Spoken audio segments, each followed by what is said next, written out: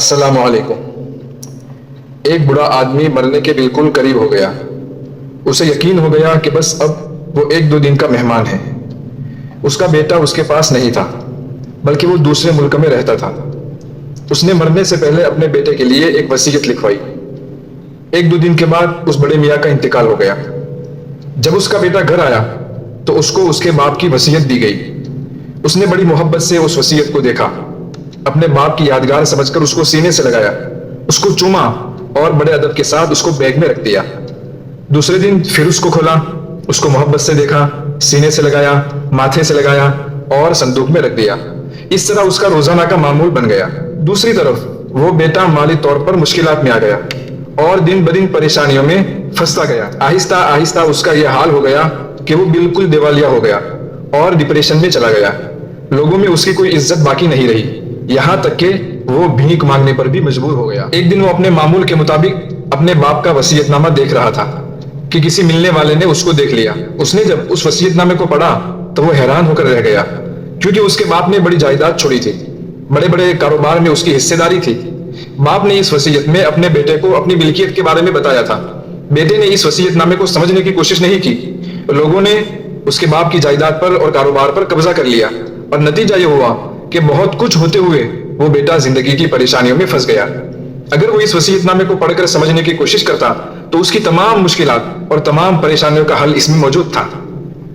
اسی طرح کائنات کے پالنے والے نے، کائنات کے بنانے والے نے اپنے بندوں کے نام ایک پیغام بھیجا ہے۔ اس میں زندگی کے تمام مسائل کا حل موجود ہے، ترقی کے سارے راز اس میں بتائے گئے ہیں۔ بندوں نے اس پیغام کو صرف برکت اور محبت کے لیے فکس کر دیا، حالانکہ اگر وہ اس کو سمجھ کر اس پر عمل کرنے کی کوشش کرتے تو دنیا کے تمام مسائل کا حل اس میں مل جاتا۔ قرآن کریم صرف برکت کے لیے یا صرف ثواب حاصل کرنے کے لیے نہیں اترا، بلکہ وہ غور و فکر کرنے کے لیے اترا ہے، وہ دستور حیات بن کر اترا ہے۔ اللہ تعالیٰ فرماتے ہیں افلا یتدبرون القرآن ام علی قلوب اقفالها، بھلا کیا یہ لوگ قرآن میں غور و فکر نہیں کرتے یا ان کے دلوں پر تالے پڑے ہوئے ہیں؟ اور فرمایا کتاب انزلناہ الیک مبارک لیدبروا آیاتہ ولیتذکر اولو الالباب، اے پیغمبر یہ ایک بابرکت کتاب ہے جو ہم نے تم پر اس لیے اتاری ہے کہ لوگ اس کی آیتوں میں غور و فکر کریں اور تاکہ عقل رکھنے والے نصیحت حاصل کریں۔ خود رسول اللہ صلی اللہ علیہ وسلم اور آپ کے صحابہ قرآن کریم کو ٹھہر ٹھہر کر سمجھ سمجھ کر پڑھتے تھے۔ جہاں جیسا مضمون آتا تھا اپنے اوپر ایسی کیفیت طاری کرتے تھے، کبھی جنت میں کھو جاتے، کبھی جہنم سے خوف زدہ ہوتے، کبھی اللہ تعالیٰ کی عظمت کے سامنے جھک جاتے۔ ابھی رمضان المبارک میں قرآن کریم پڑھنے کا معمول ہمارا زیادہ ہو جاتا ہے، یہ بہت بڑی سعادت ہے، لیکن اس سے بڑی سعادت یہ ہے کہ اس کو سمجھنے کی کوشش کی جائے اور اس پر عمل کرنے کی کوشش کی جائے۔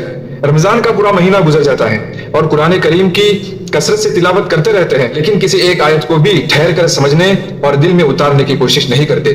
یہ کتنی بڑی محرومی ہے۔ اس لیے تلاوت کے ساتھ ساتھ تھوڑا وقت اس میں غور و فکر کے لیے بھی نکالیں، اور ابھی اپنے آپ سے سوال کریں کہ اس رمضان میں کتنی آیتوں کو سمجھنے کی کوشش کروں گا۔ اللہ تعالیٰ قرآن کریم کو ہمارے دلوں کی بہار بنا دے، آمین۔